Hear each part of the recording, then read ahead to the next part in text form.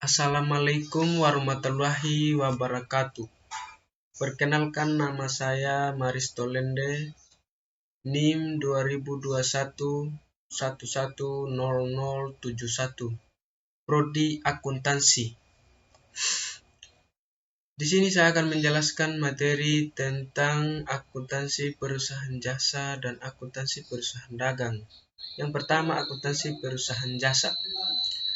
Akuntansi perusahaan jasa, kita mengenal akuntansi perusahaan jasa. Akuntansi perusahaan jasa sesungguhnya hampir sama seperti akuntansi pada umumnya. Yang membedakan adalah pada tidak adanya pengendalian barang dagang dengan siklus umum. Mari mengenal akuntansi perusahaan jasa secara lebih mendalam. Akuntansi dan perusahaan jasa. Akuntansi jasa menurut Philip Kotler merupakan perusahaan yang menawarkan suatu elemen yang sifatnya intangible tapi manfaatnya dapat dirasakan.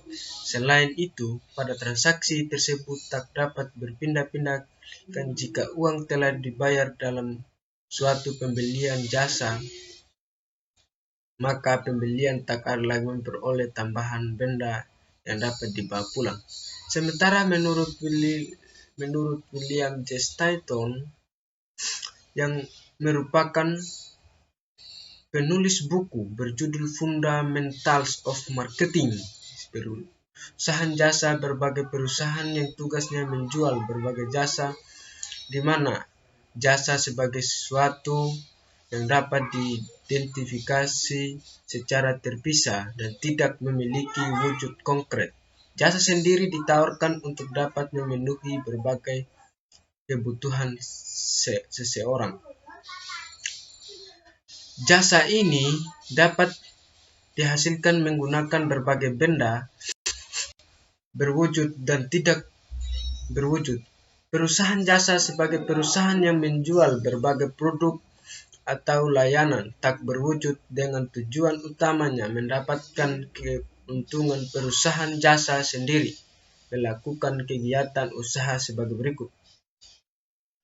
Usaha pada jasa pendidikan atau kursus seperti bahasa sekolah, bimbingan belajar, jasa penginapan seperti hotel, asrama, mes, jasa pada penyedia layanan komunikasi seperti televisi, seluler, radio, jasa perawatan tubuh seperti misalnya pada layanan SPA dan salon, jasa profesi seperti pada angkutan dokter, uang keuangan, sehingga pada pajak jasa travel seperti misalnya pada penjualan paket perjalanan,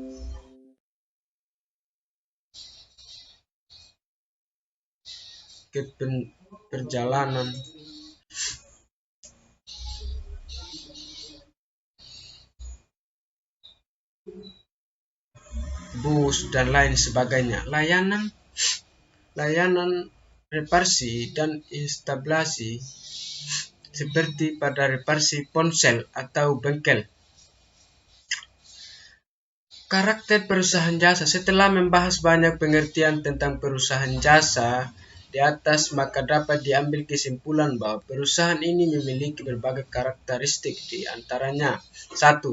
Menjual jasa sebagai kegiatan utama.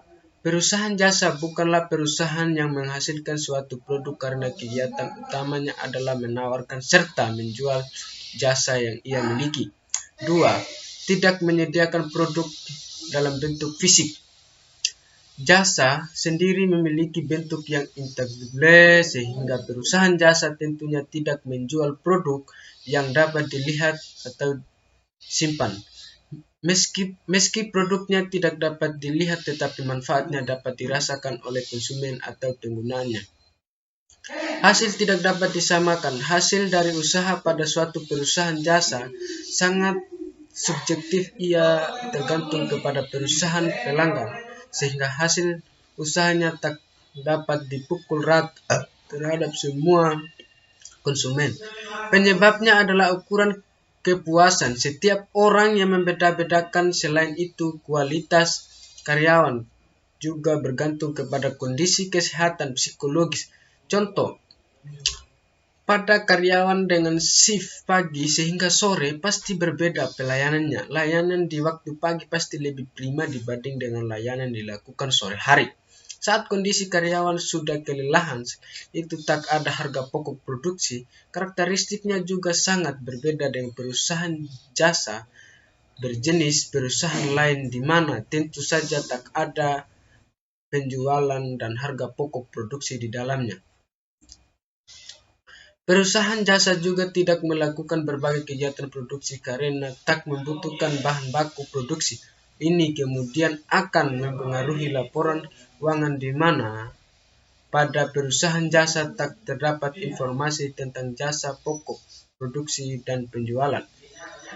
Di dalam laporan keuangan sendiri terdapat berbagai bentuk seperti laporan laba rugi, laporan perubahan ekuitas, laporan perubahan posisi keuangan, dan masih banyak lagi yang dapat kamu pelajari pada buku Cara Mudah Menyusun Laporan Perusahaan Jasa. Tidak ada standar. 4. Tidak ada standar harga yang umum.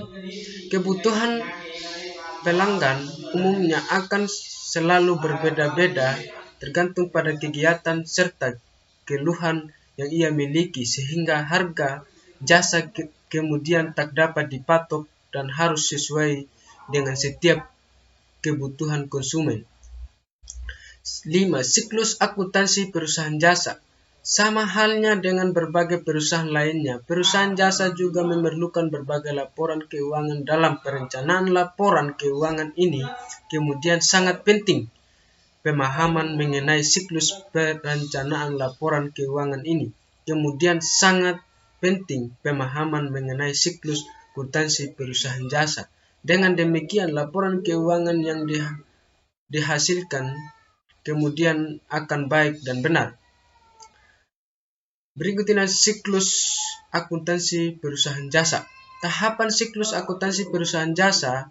Setiap pencatatan transaksi diperlukan komponen utama seperti nota pembelian atau penjualan, nilai transaksi termasuk pajak, pendapatan atau biaya kontrol untuk kontrol utang atau piutang. Penggunaan software akuntansi perusahaan jasa akan membantu mempermudah pencatatan transaksi tersebut. Berikut ini beberapa gambar forum penginputan buku besarnya. 1. Melakukan analisis transaksi. Langkah awal tentu saja penganalisan transaksi yang dapat berlangsung dalam suatu periode. Sistem akuntansi jurnal berpasang sebagai alat yang digunakan untuk menganalisis transaksi. Dalam menggunakan sistem ini, sangat perlu adanya analisis terhadap sebuah transaksi. Caranya dengan memahami penjelasan transaksi untuk menentukan transaksi tersebut masuk pada pos aset, kewajiban, modal, pendapatan, atau beban. Kemudian, tentukan pengaruh transaksi terhadap pos-pos tersebut, menambah atau mengurangi, ikuti aturan debit kredit atau untuk mencatat transaksi. Contoh sumber dokumen yang sering dijumpai oleh kwitansi, faktur penjualan, faktur pembelian, penerimaan kas, kartu, jam kerja, dan lain sebagainya. 2. Membuat jurnal akuntansi. Jurnal merupakan kegiatan penulisan jenis akun disertai dengan jumlah beserta bukti transaksi yang telah dikumpulkan sebelum untuk kemudian dicatat dalam sebuah jurnal harian yang dikenal untuk sebagai jurnal umum. Langkah berikutnya dalam pembuatan siklus adalah dengan membuatnya entry jurnal pada setiap transaksi. Jika menggunakan aplikasi kasir atau point of sale, biasanya membantu perusahaan melewati siklus 1 dan 2, namun perusahaan juga tetap memantau perusahaan mereka, catat transaksi dalam jurnal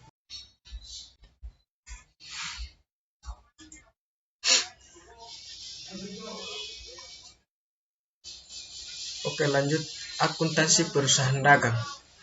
Dalam menjalankan sebuah bisnis maupun perusahaan, pemilik bisnis pasti ingin bisnis atau perusahaan berjalan dengan lancar. Salah satunya dengan menyadari pentingnya mencatat keuangan bisnis.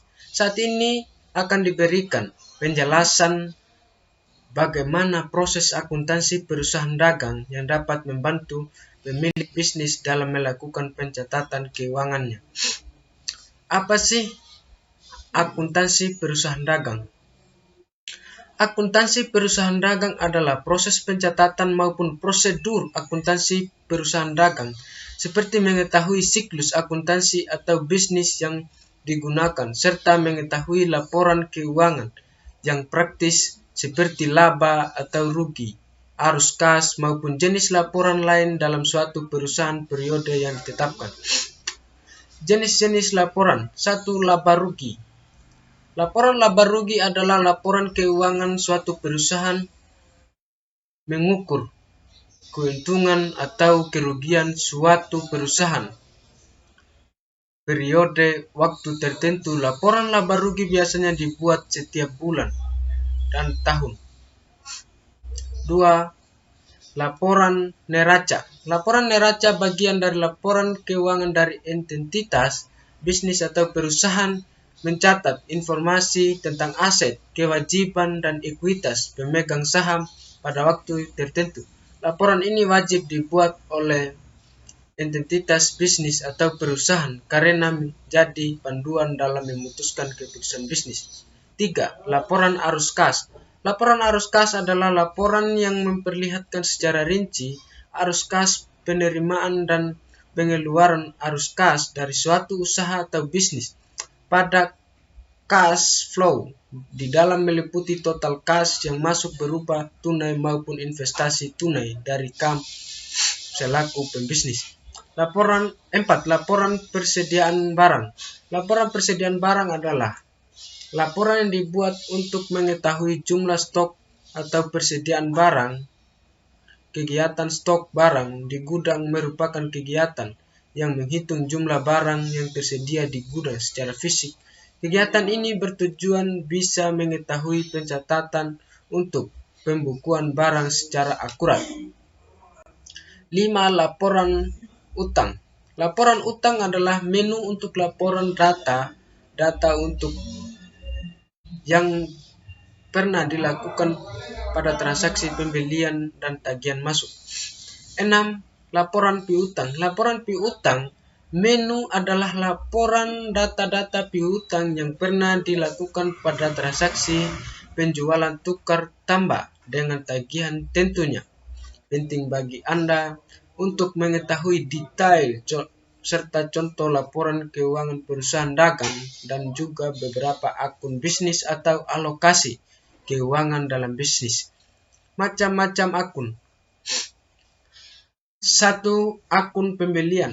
Akun yang pertama dibahas adalah akun untuk mencatat pembelian barang yang masuk ke bisnis Anda atau perusahaan sebelum dijual ke konsumen. Transaksi selain pembelian barang tidak dimasukkan pada akun ini. Akun penjualan. Akun yang kedua ini adalah akun penjualan di mana akun ini menyimpan segala kegiatan atau transaksi penjualan barang dagang perusahaan kepada konsumen maupun perantara transaksi selain penjualan barang tidak dimasukkan pada akun ini. Akun persediaan. Akun selanjutnya adalah akun persediaan bagi perusahaan dagang. Sangat penting adalah mengetahui stok barang yang masih ada dan akun persediaan ini akan menyimpan data mengenai persediaan barang dalam periode tertentu. 4. Harga pokok penjualan atau HPP. Untuk akun keempat ini adalah akun harga pokok yang akan dipakai untuk menentukan harga beli barang dan selanjutnya barang akan dijual pada periode tertentu dan harga pokok penjualan dipengaruhi oleh harga pasar, maka dari hari itu pencatatan harga pokok juga cukup penting. 5. Akun potongan tunai.